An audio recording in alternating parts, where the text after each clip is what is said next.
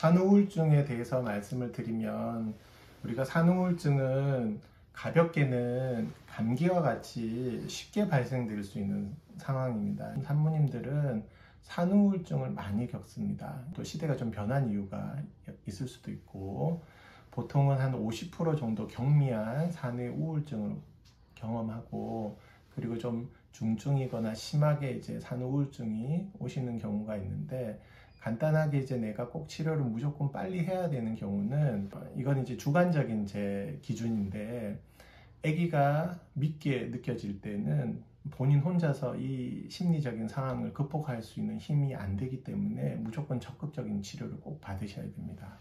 그래서 아기가 미워지는 느낌이 딱 들고 그게 1, 2주 이상 계속 지속적으로 유지가 될 경우에는 산후우울증이 심한 상태이기 때문에 적극적인 치료를 꼭 받으셔야 되는 사인으로 해석해 주시면 도움이 되실 겁니다. 그럼 한의학에서는 산후의 우울증을 이제 어떤 방식으로 해결하냐면, 한의학에서 심리를 치료할 때와 유사합니다. 근데 대신 이제 산후와 기간에 같이 겹쳐 있을 때는 몸을 튼튼하게 하는 치료와 심리를 튼튼하게 하는 치료를 병행하고, 심리 증상이 경미할 때는 약제 구성을 30% 심리 위주로 구성을 하고 산후조리를 70%로 구성하고, 때에 따라서는 몸을 튼튼하게 하는 것을 살짝 뒤로 미루고 심리를 먼저 튼튼하게 하는 약제를 70%로 구성하고 30%는 산후조리로 구성하고, 이렇게 진행을 하게 되고, 그럼 한의학에서는 어떻게 심리를 튼튼하게 하느냐면, 제가 다른 영상에서도 설명을 해드렸듯이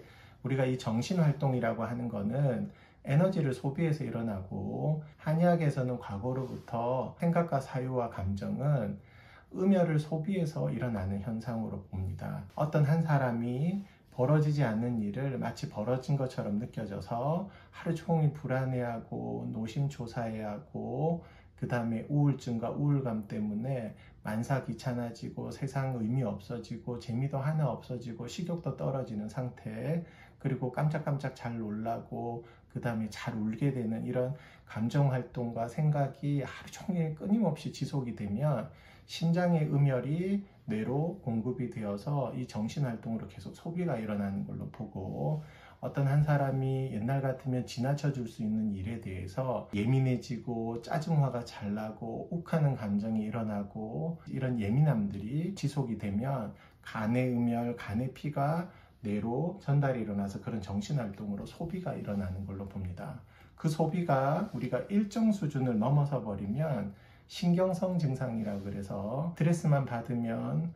목어깨 근육이 긴장되는 신경성 두통이나 어지럼증이 유발이 되거나, 소화기 계통에 위점막을 생산을 못 해가지고 속이 쓰리다든지, 위장의 연동 운동이 제대로 안 돼서 위장벽도 근육으로 되어 있는데 이 음혈이라고 하는 영양분이 공급이 적어지면 근육이 조금만 움직이다가 딱 멈추는 현상이 일어납니다. 이게 음식 먹고 나서 가스가 차거나 체기, 급체가 일어나거나 답답해지는 현상이 나타나고, 장도 마찬가지로 신경을 쓰기만 하면 변이가 느껴지고 변을 참기 힘들거나 배가 아프거나 하는 과민성 대장 증후군이나 이제 이런 증상들이 나타나게 됩니다. 세 번째는 스트레스만 받으면 이제 잠에 영향을 받는 겁니다. 잠들기 30분 이상 오래 걸리는 인명곤란, 조그만 소리에 잘 깨거나 꿈을 많이 꾸는 천면, 그리고 한 번씩 깨는 각성까지 포함해서 초기 불면, 아예 잠을 못 자는 불면까지 포함해서 스트레스나 신경을 쓰거나 긴장만 하면 이런 세 가지 증상이 나타나는 것을 신경성 증상이라고 합니다. 이 신경성 증상이 일어나는 이유는 내가 우리 몸의 다른 근육이 됐든 피부가 됐든 다른 곳에 가야 될 영양분이 정신활동으로 다 소비가 일어나서 몸에서 불편한 증상이 나타나는 걸로 보고, 이 신경성 증상을 또 조금 더 설명해 드리면, 이 신경성 증상이 한 단계 더 악화가 돼 버리면 제가 표현할 때는 이제 불안증이라고 표현해 드리는데, 이 증상이 훨씬 더 심해지면서 들이쉬는 숨이 다 안 돼서 가슴이 답답해지는 증상을 동반하게 됩니다. 그리고 이제 이 증상이 또 한 단계 더 악화가 되면 이제 많이들 알려져 있듯이 공황장애, 공황 발작이 일어나는 공황장애 증상이 나타납니다. 한의학에서는 심장과 간에 혈이 부족해지는 증상으로 보고, 심장의 음혈을 보충하면 한약 제안에 양방에서 사용하는 신경안정제라든지 항우울제라든지 수면유도제라든지 수면제 성분에 양약 성분이 한약재에 들어있지 않아도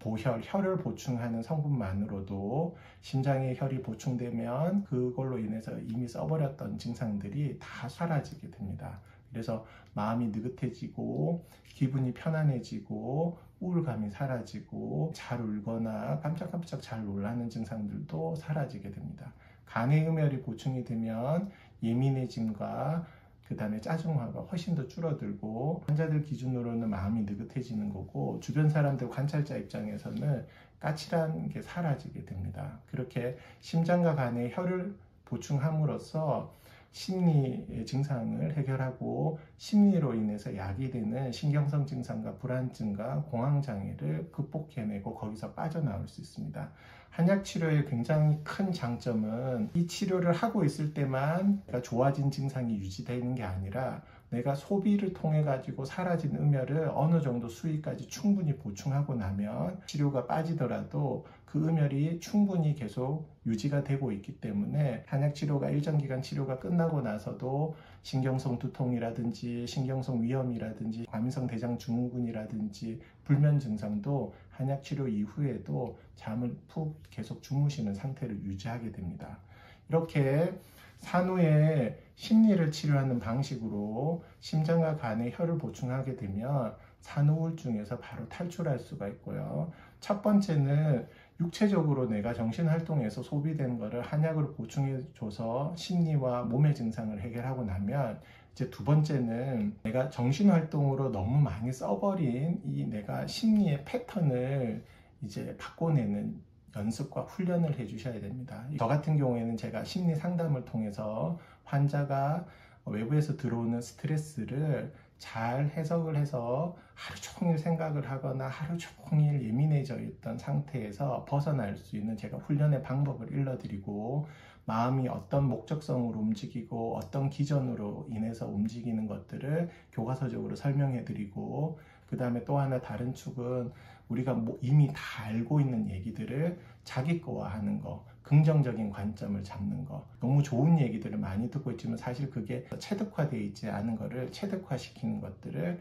두 가지를 병행해서 마음에 내가 습관을 바꿔내면 외부에서 지속적으로 들어오는 스트레스는 죽을 때까지 계속 이어지지만 이 외부에서 들어오는 스트레스를 끊임없이 생각을 통해서 신체화된 증상을 고리를 막아낼 수 있게끔 제가 그 정보를 드리고 대신 이거는 본인이 스스로 해줘야 되는 역할입니다. 마치 우리가 자전거를 못 탔던 사람이 자전거를 타기 위해서 제가 자전거의 원리라든지 훈련의 방법이라든지 이런 것들을 옆에서 코치해드리고 본인이 스스로 연습하고 또 넘어지고 연습하고 넘어지고 하면서 끊임없이 자기 거화 하셔야지 자전거를 타는 체득의 상태가 되듯이 마음의 습관, 마음을 튼튼하게 하는 거를 이제 스스로 연습을 통해서 체득을 시키면 가장 완벽한 치료가 됩니다. 몸에서 이미 써버린 거는 한약으로 보충을 하고 스스로의 연습과 훈련을 통해서 바꿔내시면 이 증상을 완벽하게 극복해낼 수 있으십니다.